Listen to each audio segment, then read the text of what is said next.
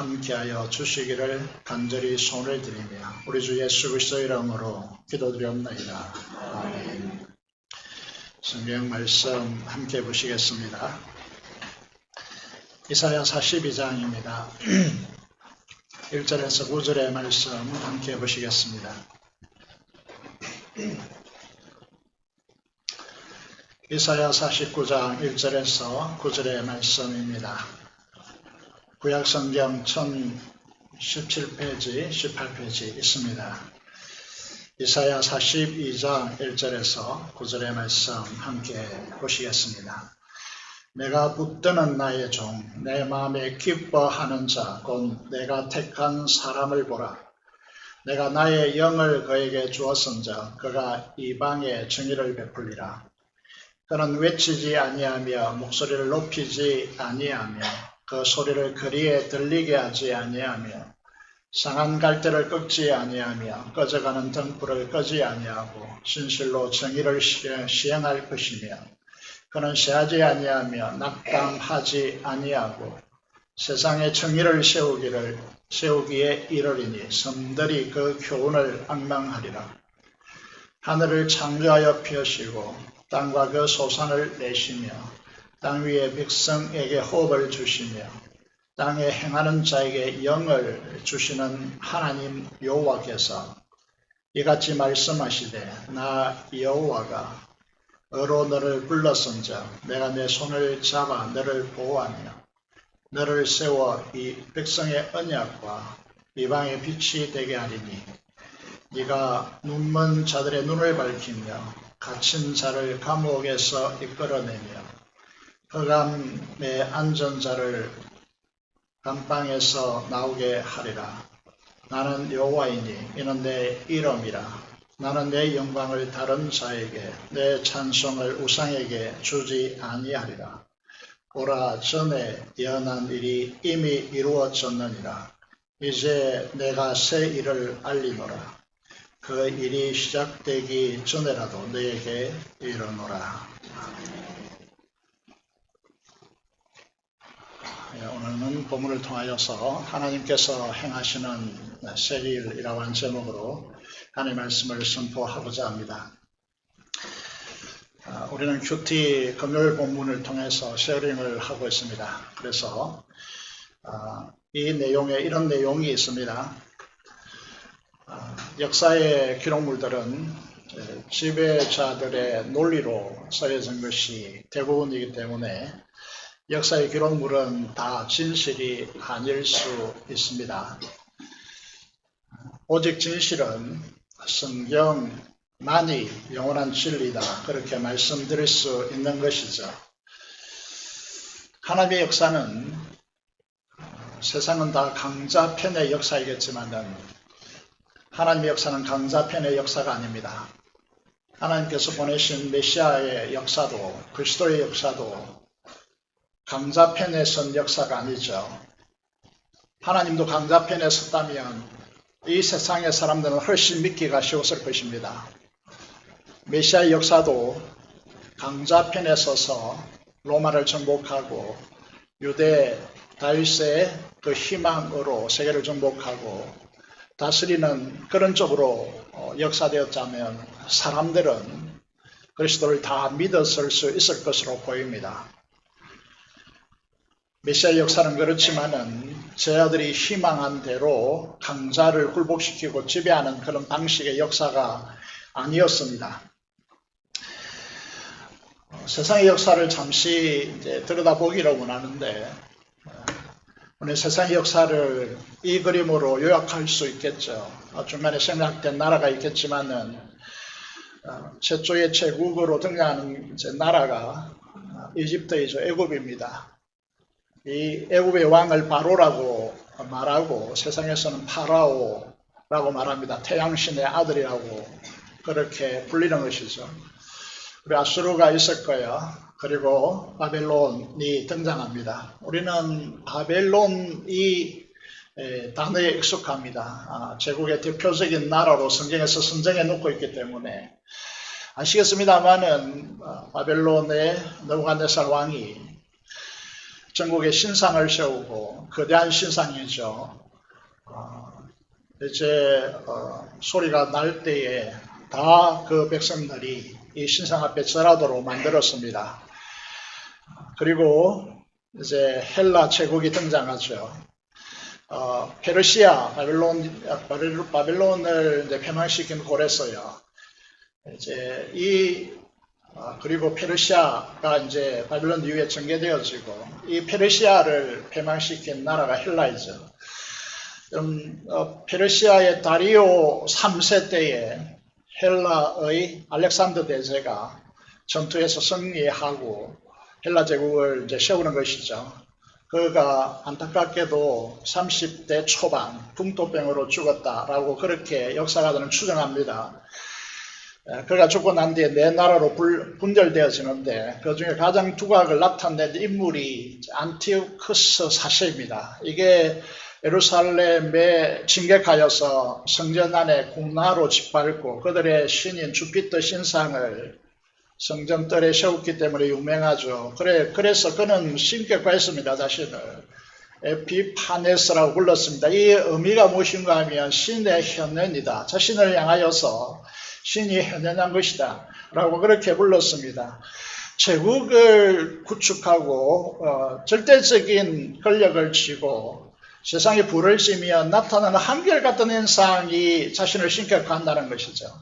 로마도 마찬가지입니다. 로마도 삼두정치가 끝나고 옥타비아누스가 통일하죠. 그래서 황제가 됩니다. 자신을 뭐라고 부릅니까? 아우구스투스라고 부릅니다. 그런데 쿠리오스라고 하는 뜻인데 하나님, 여호와 하나님이 만유의 주이시죠. 주이십니다. 그리스도가 주이십니다. 그런데 그 자리에 자기가 차지하는 것이죠. 이것이 세계 역사입니다. 세상의 지혜를 가지고 추구하는 세상의 방식이라고 하는 것이죠. 그래서 수많은 그리스도인들이 로마에서 그리스도를 주라고 부르고 그분을 섬기고 그의 제자로 헌신했기 때문에 로마 치하에서 수많은 그리스도인들이 순교를 당했습니다. 이루 말할 수 없는 고통과 고난 속에서 죽어간 것이죠. 여러분, 이런 역사 속에서요, 우리가 잘 아시겠습니다만은 느부갓네살이 바벨론 왕이죠. 신상을 세워서 경배했지만은 그의 꿈속에, 그의 환상 속에 이 엄청난 신상이 드러났습니다. 머리는 금이고 가슴은 은이고 허리는 동이고 허벅다리는 철이고 허벅다리 종아리 밑에는 철과 진흙으로 섞여 있는 이런 이 신상이 이제 드러난 것이죠. 이거는 역사를 하나님께서 이렇게 가져가겠다는 뜻인데, 그래서 이제 다니엘서 2장 44절의 말씀을 보면 하나님께서 이렇게 나라를 진행하겠지만은요, 이 여러 왕들의 시대 때에 하늘의 하나님이 한 나라를 세우신다. 그리고 이것은 영원히 망하지도 아니할 나라, 그 국권이 다른 백성에게 돌아가지도 아니할 나라. 지금까지 세계 역사를 보면 그 지배자 계속 바뀌죠. 그 주권자가 계속 바뀌는데 바뀌지 않는 한 나라가 떠인 돌이 진흙과 발에 이게 치니까 이 신상이 무너져서 세계는 돌무덤이 돌로 가득해지죠. 그 나라를 이제 하나님께서 이 땅에 가져오겠다라고 예고하고 있습니다. 이제 그 예고를 한 이 해석을 한 인물이 다니엘이죠. 그래서 하나님의 이 역사요, 이 역사는 어떻게 가져오는가, 세상과 얼마나 다른가, 이것을 이제 선지서들을 통해서 우리에게 교훈하기를 원하고 있습니다.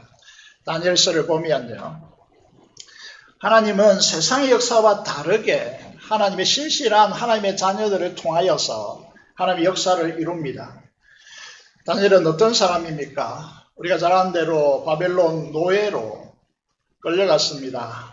부모도 잃고 나라도 패망했습니다. 나라도 잃었습니다. 미래에 대한 아무런 희망도 없는 머나먼 이국 땅에 포로가 됩니다. 아무것도 할 수 없는 그곳에서 다니엘은 무엇을 합니까? 첫 번째 다니엘이 한 것이 두 가지인데요. 하나는요, 다니엘서 1장 8절, 우리가 너무나 잘 알고 있는 말씀이죠. 뜻을 정합니다. 뜻을 정한 인생으로 결단합니다. 이게 무슨 말일까? 이제 왕궁에 차출되어서 바벨론을 위해서 일하도록 선택받았습니다. 그런데 그 이제 아이들에게 왕의 진미와 포도주를 제공합니다. 다니엘과 그 친구들이 이것을 거부하는데요. 뜻을 정하여서 왜 거부하느냐 하면 이 왕에게 바쳐지는 물건들은 다 그들이 섬기는 신에게 바쳐져서 왕에게 들여오기 때문에 그렇습니다. 그래서 하나님의 말씀에 그걸 금지했기 때문에 말씀대로 살기로 뜻을 정한다라고 하는 뜻입니다. 이 시대에서 말씀이 희귀하기 때문에 희귀하기보다는 우리가 말씀대로 살기가 힘들어진 세상 속에 우리가 놓였기 때문에 우리는 뜻을 정해야만 합니다.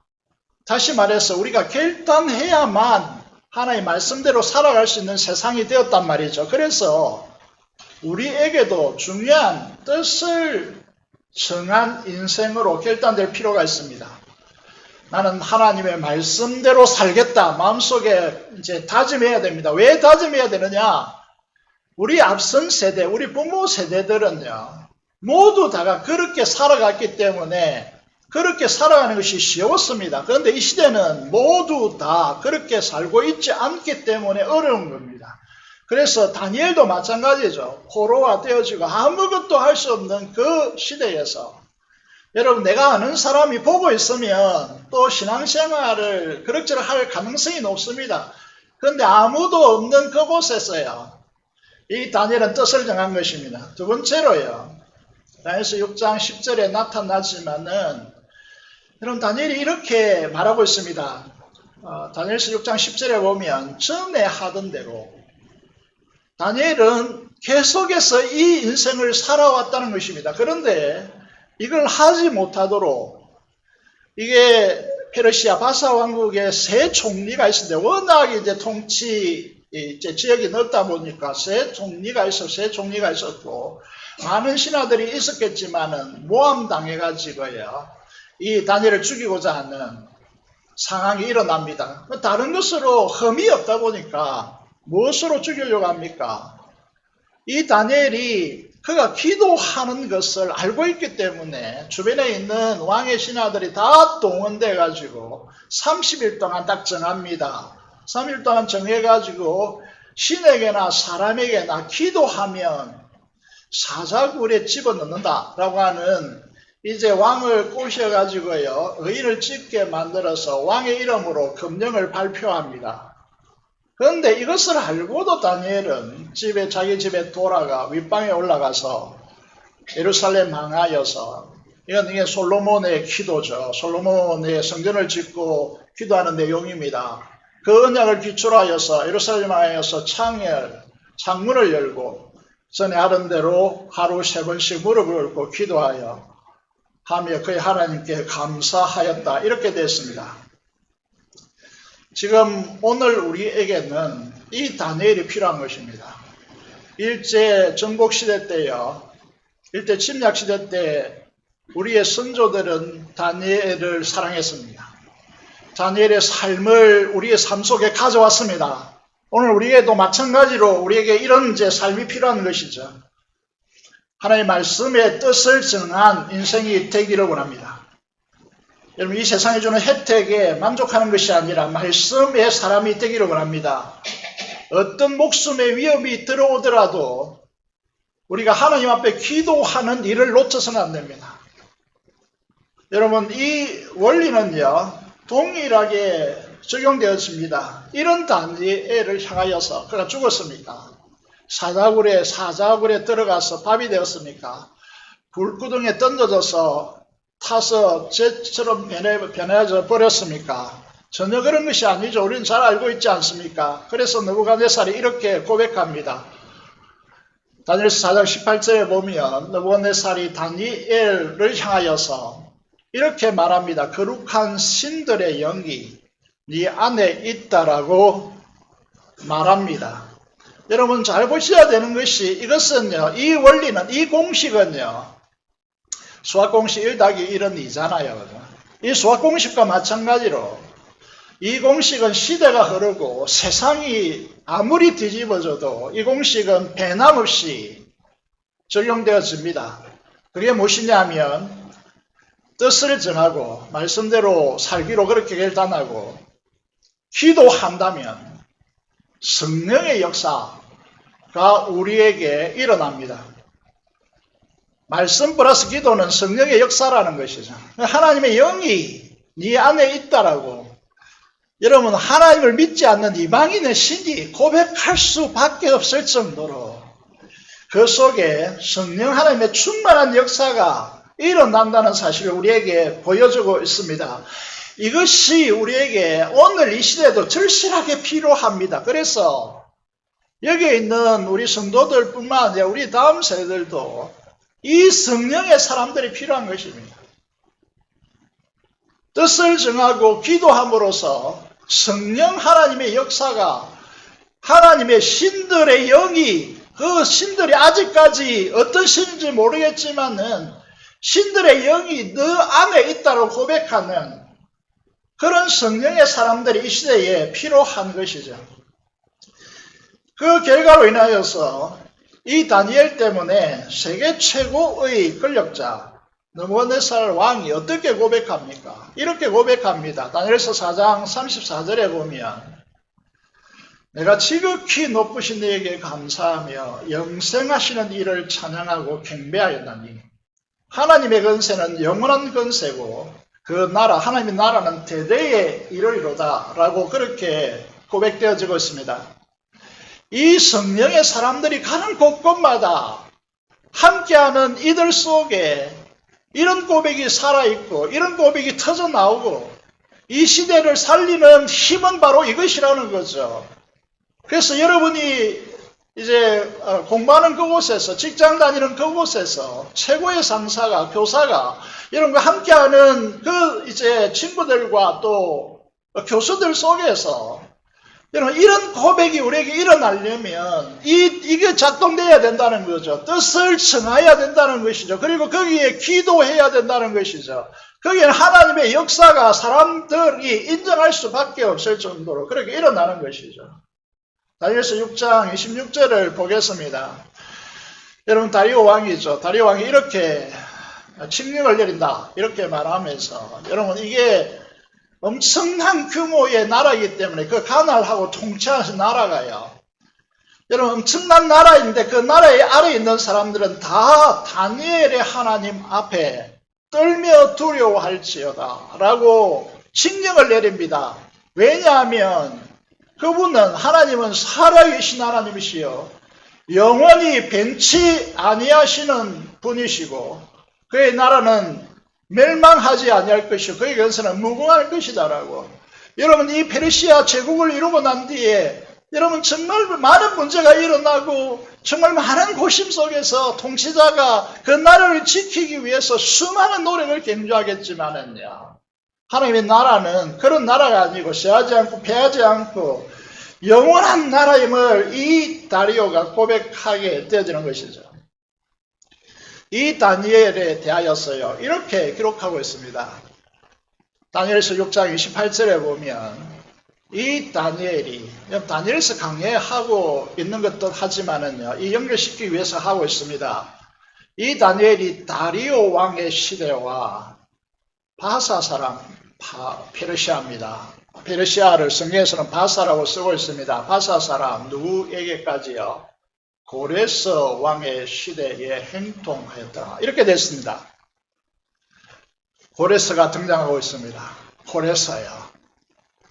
여러분 이 다니엘의 삶을 보면서 말씀과 기도의 사람 이 사람은 성령의 사람으로서 하늘의 지혜를 구가했기 때문에요. 이 세상의 지혜가 아닙니다. 이 사람들은 나라를 초월합니다. 바벨론에서 메데파사 연합국에서 페르시아 이 페르시아의 고레스 왕까지 시대와 나라와 왕들을 초월하여서 행통하였다. 우리가 이제 세상에서는 행동과 성경에서는 행동이 다릅니다.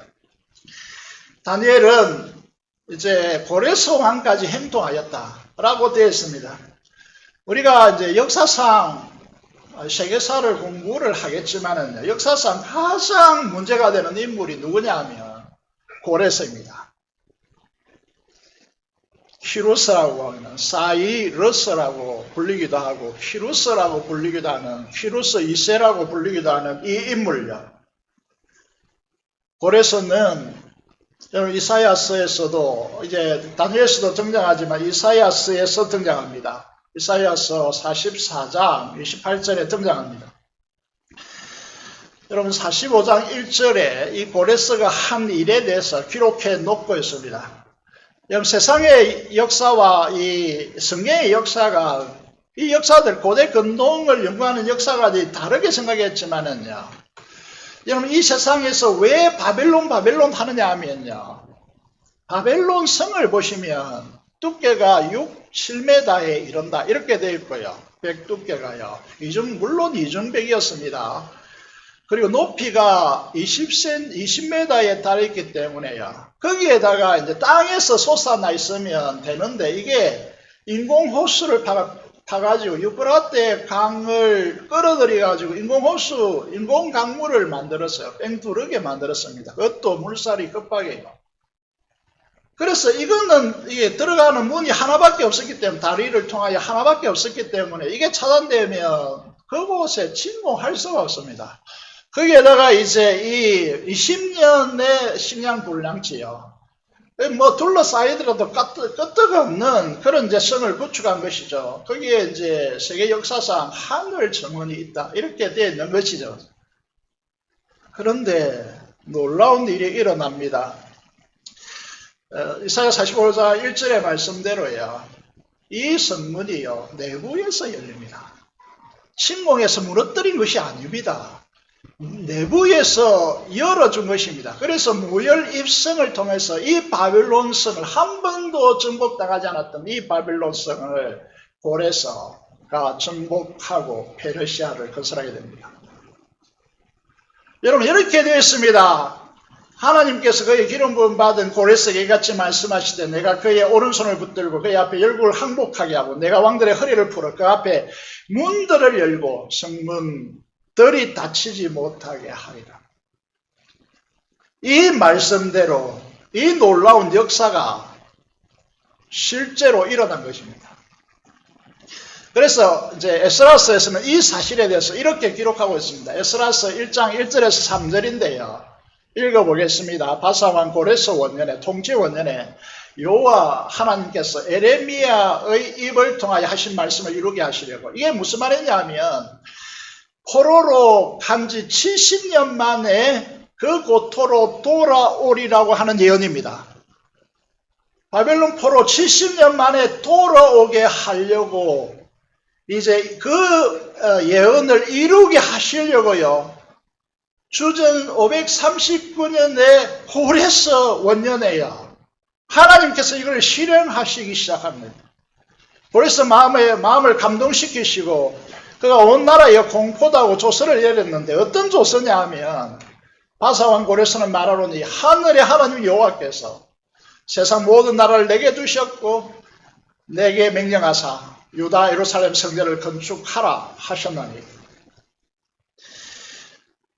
이스라엘의 하나님은 참 신이시라. 너희 중에 그의 백성된 자는 다 유다 예루살렘에 올라가서 이스라엘의 하나님 여호와의 성전을 건축하라. 그는 예루살렘에 계신 하나님이시니라. 고대 근동 역사를 연구하는 페르시아 역사를 연구하는 사람들이요 믿을 수가 없었습니다. 믿어집니까? 믿을 수가 없습니다. 여러분 페르시아의 역대 왕들이 어떤 왕들인지 잘 알고 있기 때문에 가서 처부 쓰고 빼들고 착지하여 가고 노예를 끌어오고 그들의 나라를 건설하기 위해서 수많은 노동력 착지를 이루고 이런 이제 왕들의 역사이기 때문에 이 역사를 믿을 수가 없었습니다. 그래서 유대인들이 그들을 위해서 신화다. 그 신화적으로 기록한 것이다. 라고 말했습니다. 성경은 다 엉터리다. 이렇게 말해온 것입니다. 여기에 더 기막힌 이제 기록이 뭐냐 하면 4절에 보면요. 이렇게 고레스가 칙령을 발표합니다. 남아있는 백성이 그 어느 곳에 머물러 살든지 그곳 사람들이 마땅히 음과 금과 그밖에 물금과 짐승으로 도와주고. 여러분, 이런 거는 제국의 역사에서 일어날 수가 없는 역사입니다. 일어날 수가 없다고요. 우리도 그렇게 합니까? 뭐 형제라도 그렇게 안 하는데. 그 외에도 예루살렘에 세울 하나님의 성전을 위하여 예물을 기쁘게 드릴지니라. 그렇게 됐습니다. 여러분, 이것이 사실일까요?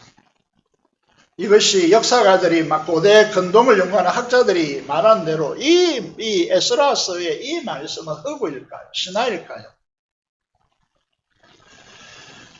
여러분, 이 사실이요, 어떻게 드러나는가 하면 다음 화면을 보시면요, 1879년에 고고학적 발굴로 인하여서 키루스 실린더라고 하는 것이 발견되어집니다. 그림에 있는 대로 이 원통형 실린더, 그러니까 피스톤 실린더 형태인데요. 그게 이제 풀어서 옆에 이제 펼쳐놨습니다. 그 언어로요. 그 마지막 결론 부분에 보니까 이렇게 기록되어 있습니다. 해석한 겁니다. 우리나라 말로.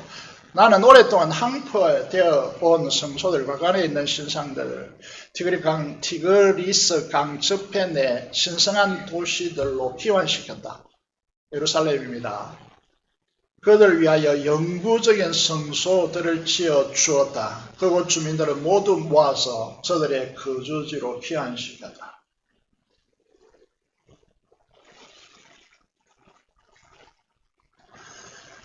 여러분, 고대 근동 역사가들이 있을 수 없는 이 이야기라고 했던 일이 실제적으로 고레스가 만들어 놓은 이 실린더, 동그랗게 많은 글들을 적기 위해 동그랗게 만들었고 거기에 글을 적어 놓았는데 사실이라는 것이 밝혀진 것이죠.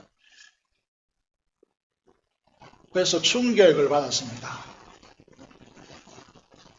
하나님의 말씀이, 성경이 진실이구나.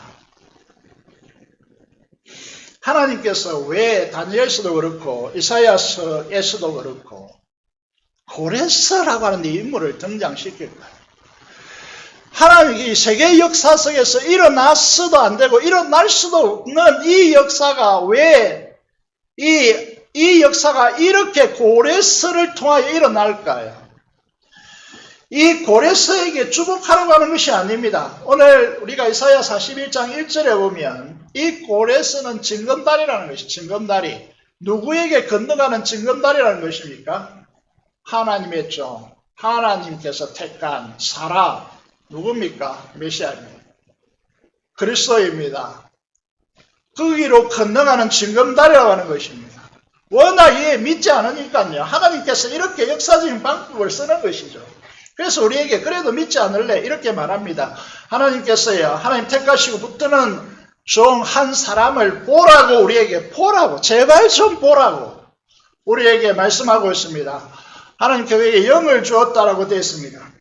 지금까지 제국의 왕들은 정복하고 착지하고 노여해서 제국의 영광을 구축하고 자기를 신격화하는 이 삶을 추구했지만은요, 고레스는 노예된 이스라엘이 해방되고 자유케 되어지고 예루살렘으로 돌아가서 성전을 건축하게 하고 예수 그리스도께서 오시는 길을 예비하셨다는 것이죠. 그 길로 가서 그리스도에게 이르라고 하는 것입니다. 그래서 이스라엘을 해방시켜주고 성전을 지음으로써 예수 그리스도께서 오시는 길을 여는 것입니다. 이것이 여호와 하나님께서 택하시고 붙들어서 마음에 기뻐하시는 자신의 종, 그에게 여호와 하나님 자신의 영을 주셔서 이방의 공의를 베푸는 종을 소개하고 있습니다.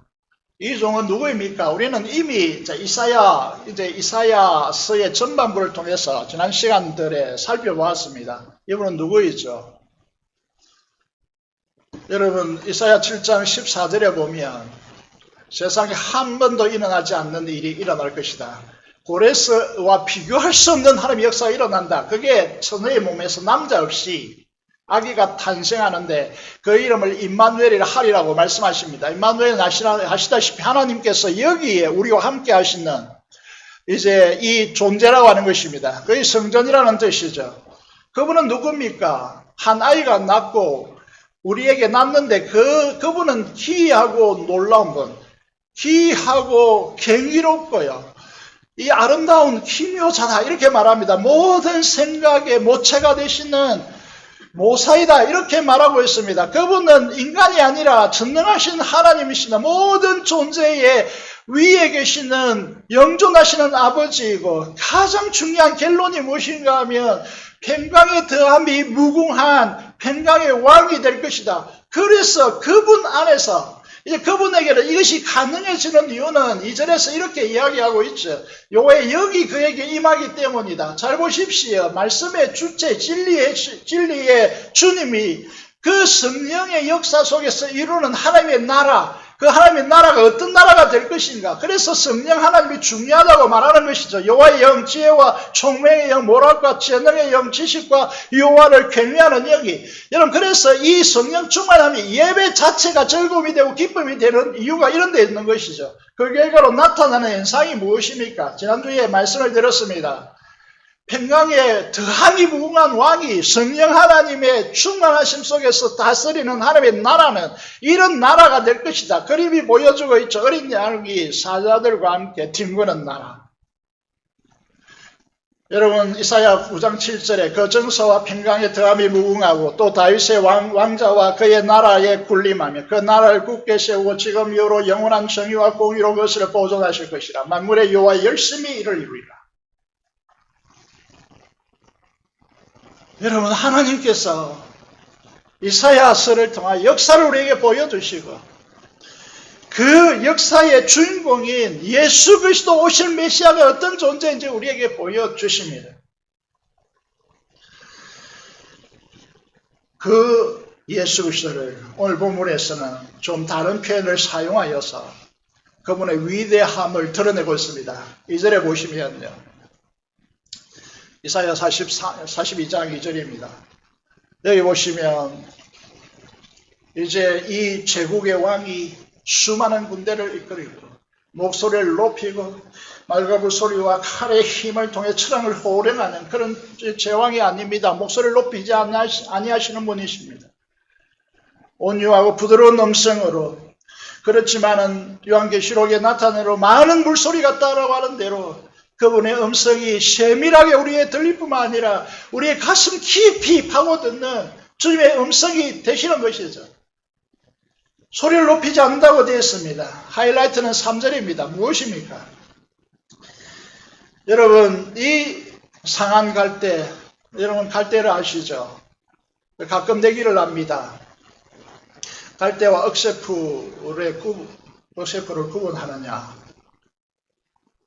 그래서 어떤 분이 물어봅니다. 억새풀은 강가에 솟아나는 풀이고 이렇게 말하면 아니죠. 억새풀은 산에서 나는 거죠.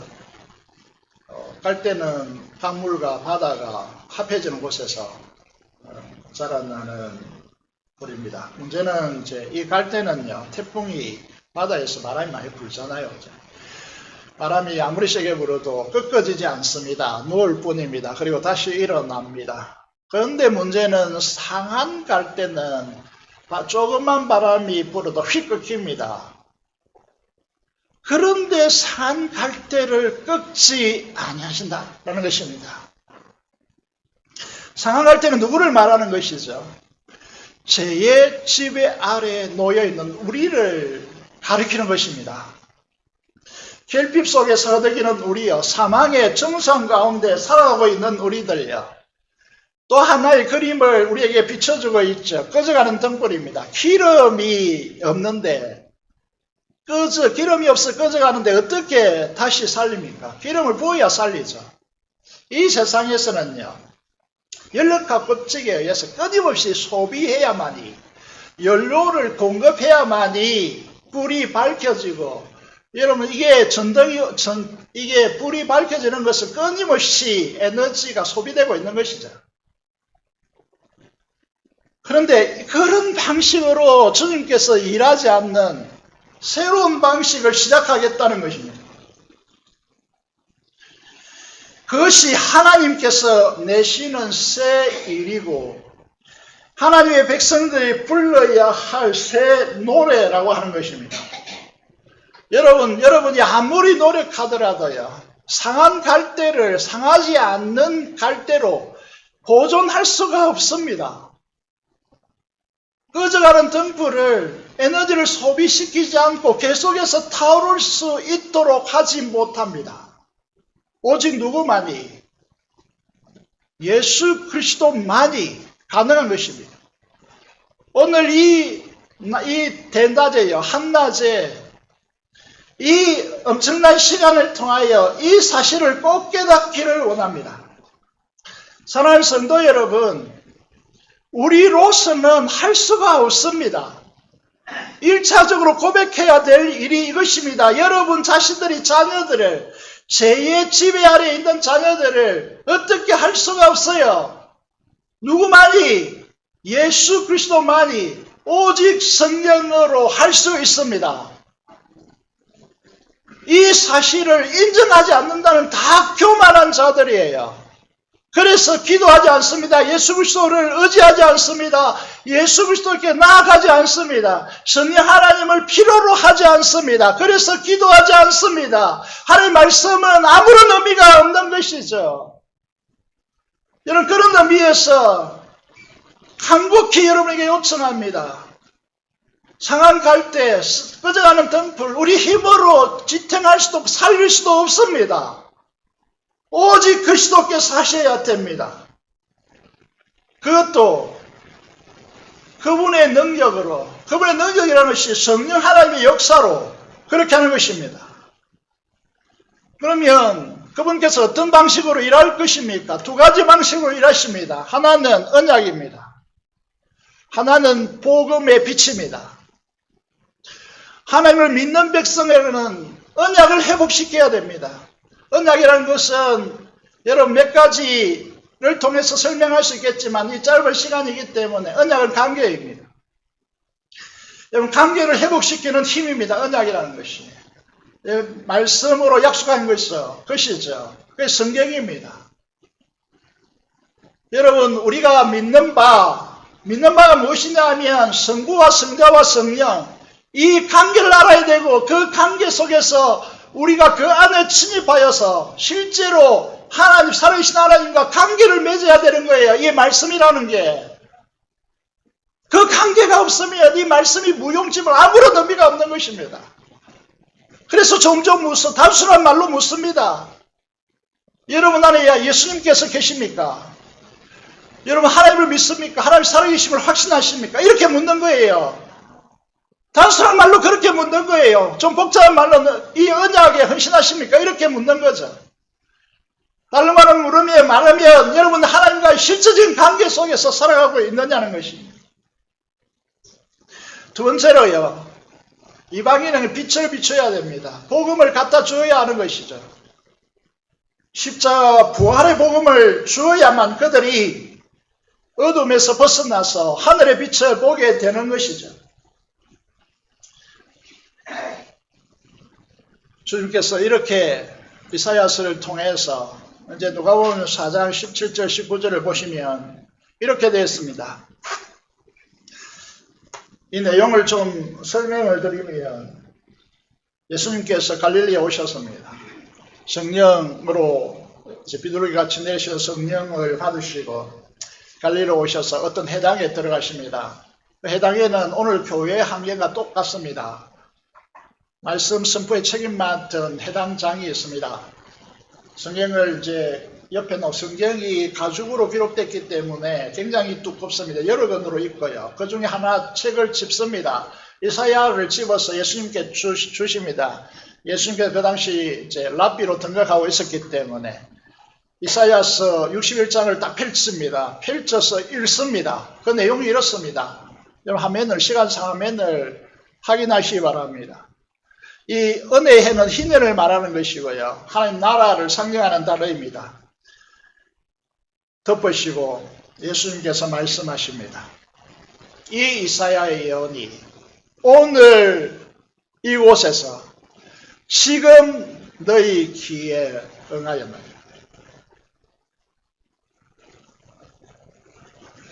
우리 교회와 우리 삶에 있어서요, 이건 굉장히 중요합니다. 왜 중요한가? 성경은 이전에 기록된 책이고 예언으로 이루어졌지만 나와 지금 내 삶에 전혀 관계가 없다라고 그렇게 여기고 살아가는 분들이 많습니다. 그래서 우리가 이 젊었을 때, 우리 청년 때는 하나님의 말씀을 나의 약속으로 붙들고 내가 이루어가고 내 생에 성취되는 말씀으로 읽었습니다. 그런데 오늘 지금 여기에서 하나님의 말씀대로 이루어지는 하나님의 역사를 드러내야 할 사람들인 우리들이 오늘의 삶과 전혀 관계가 없는 유리되고 분리된 하나님의 성경으로 읽는다면요. 오늘 이 시대는 하나님의 영광의 역사를 목격할 수가 없는 것이죠. 우리가 누굽니까? 살아계신 주님의 몸입니다. 우리 속에 주님이 살아계십니다. 지금 여기에 계시다고요. 여러분 마음속에 주님이 계십니다. 이 엄청난 고레스와 비교할 수도 없는 그 주님이 여러분 속에 있다고요. 지금 여러분 안에. 그리고 성령께서 우리 안에 계십니다. 그 주님이 말씀을 통하여 오늘 그분의 역사를 우리를 통하여 이루어 가시기를 원하시는 것입니다. 이 사실을 오늘 우리의 세대가 믿어야 됩니다. 믿어야 된다고요. 그래야 우리의 세대 눈앞에서 하나님의 역사, 주님의 역사를 다니엘과 같이, 고레스와 같이, 이사야와 같이 그렇게 펼쳐지는 역사, 이미 이루어진 역사가 있고 이루어질 역사를 보여주면서 내가 지금 너희를 통하여 이루어 나가겠다라고 하시는 하나님의 역사에 깨어나야 한다는 것이죠. 이사야 42장 오늘 본문의 8절을 보겠습니다. 하나님은 자신의 영광을 다른 자에게 찬송을 우상에게 주지 아니하겠다고 말씀하고 있습니다. 여러분 대학에 성공하여서 시험에 합격하여서 혹은 여러분 부자가 되어서 여러분 목표하는 바가 성취되어서 그것 때문에 기쁘십니까? 그것을 통하여 하나님께 정말 영광을 돌리십니까? 돈의 힘에 여러분 자신에게 영광을 돌리고 있는 것 아닙니까? 여러분 돈에게 권력에게 사탄의 문화에 바치고 있는 것 아닙니까? 여러분 이 하나님의 역사는 주님께서 주님의 몸된 교회, 다시 말해서 주님을 모시고 성령 하나님께서 내주하시는 하나님의 성전된 우리들이 하나님의 말씀에 순복함으로 그 영원한 나라, 세상 사람들에게 보이지 아니하시는 하나님의 나라를 드러내어서 우리와 함께하는 사람들 속에 하나님의 이름이 그렇게 여김을 받고 그 영광을 돌려줘 그분께 영광이 돌아가는 이 역사를 우리가 가져가기를 원합니다. 그런데 이 엄청난 교회된 우리들에게 하나님께서 뭐라고 말씀하실까요? 우리를 어떻게 여기실까요? 하나님께서 그의 독자 아들을 우리를 위해서 희생시켰는데 우리가 도대체 무엇이간데 이렇게 하셨을까요? 그리고 우리를 어떻게 바라보시고 계실까요? 오늘 아침 큐티 내용이죠. 이사야 43장 1절에서 4절을 보시겠습니다. 이사야 43장 1절에서 4절입니다. 워낙 유명한 본문이라서 다 알고 있겠지만은요.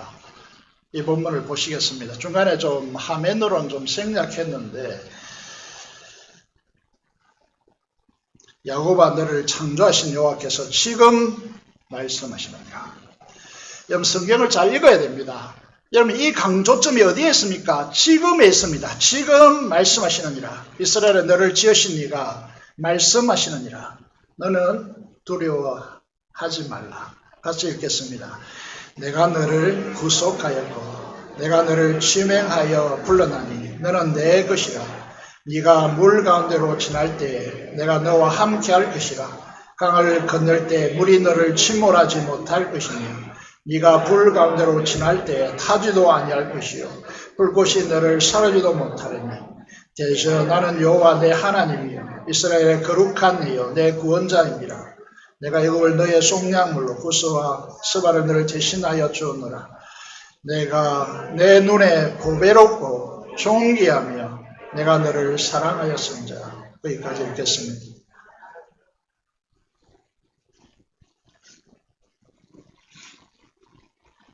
하나님은 우리를 창조하셨습니다. 지으셨습니다. 우리를 이 우주를 다 주고도 살 수 없는 주님의 생명을 대가로 지불하고 주요 고통의 행거를 받게 하셔서 그 죄값을 치르시고 우리를 구속하셨습니다. 속전을 지불하고 우리를 구했다라는 뜻입니다. 구속이라는 단어가. 이 구속이라고 하는 단어를 대할 때마다 우리 선조들은 성경에 눈물을 쭈루루 흘렸습니다. 여러분도 그렇습니까?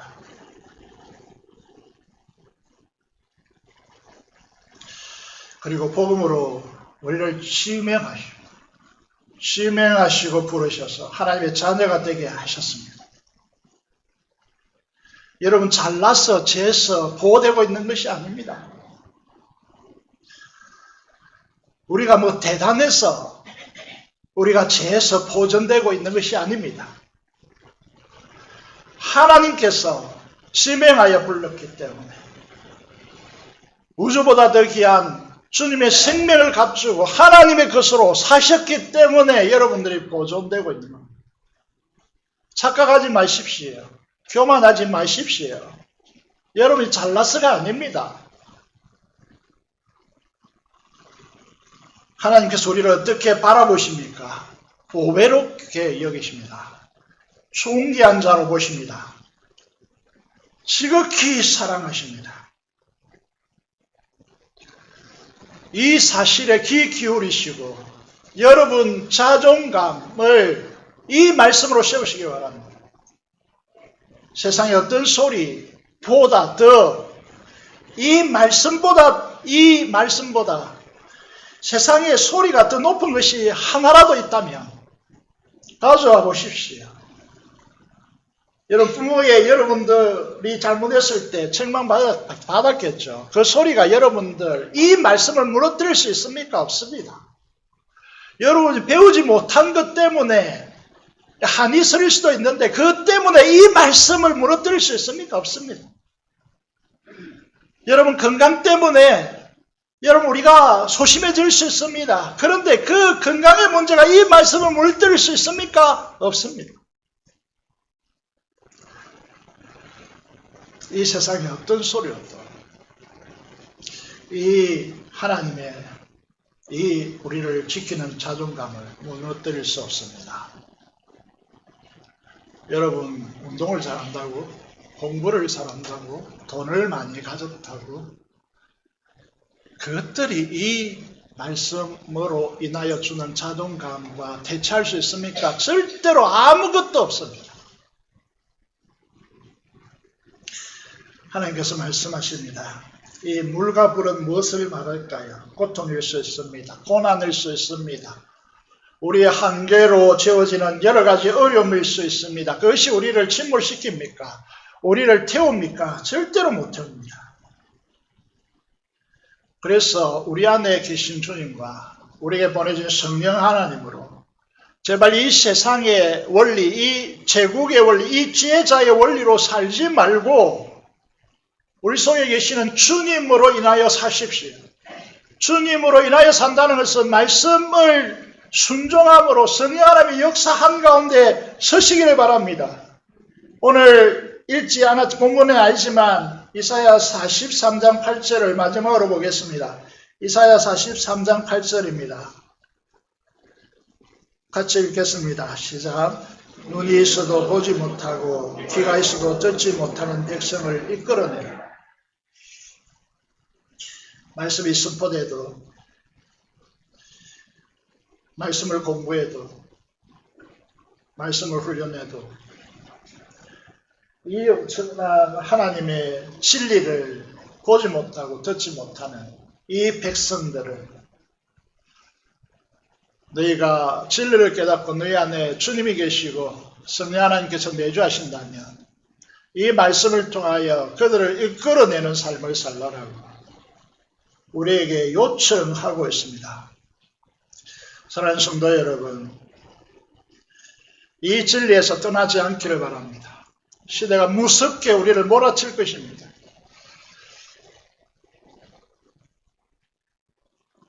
주기철 목사님이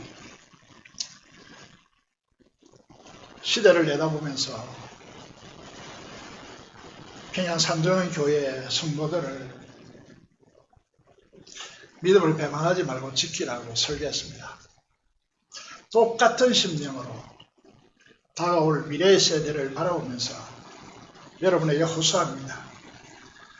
진리에 서십시오. 코로나19로 통하여서 우리에게 좀 분주한 삶을 내려놓고 말씀으로 돌아오라고 주님이 피 맺힌 이 목소리를 들으시길 바랍니다. 말씀을 읽지 않고 말씀을 묵상하지 않고 여러분 정말 어처구니 없는 요청을 여러분에게 들었습니다. 2시간마다 알람을 울리라고. 이 말은 말도 되지 않는 요구이겠지만은요, 그만큼 위기의 시대에 있다는 거죠. 하나님 말씀 앞에 돌아와서 하나님께서 기뻐하시는 종의 몸된 교회로서 주님을 마음속에 모시고 성령 하나님의 충만함으로 살아서 말씀 순종을 통하여 우리 삶에 나타나는 예수 그리스도를 드러내어서 이 땅에 우리와 함께하는 사람들이 듣고 보고 하나님의 영광을 목격하여서 하나님 앞에 서는 이 진리 운동이 우리의 일어나서 하나님께 영광 돌리는 축복이 우리의 있기를 주님의 이름으로 축복드립니다. 기도를 드리겠습니다. 오늘 말씀을 통하여서 하나님께서 여러분에게 주신 음성을 듣고 하나님께 기도하기를 원합니다. 주의 주님, 성령으로 오늘 말씀하신 그대로 내가 따르기를 원합니다. 도와주옵소서. 복음과 통일을 파송의 선교사를 위해서도 함께 기도하기를 원합니다. 기도하겠습니다. 살아계신 아버지 하나님, 은혜를 감사합니다.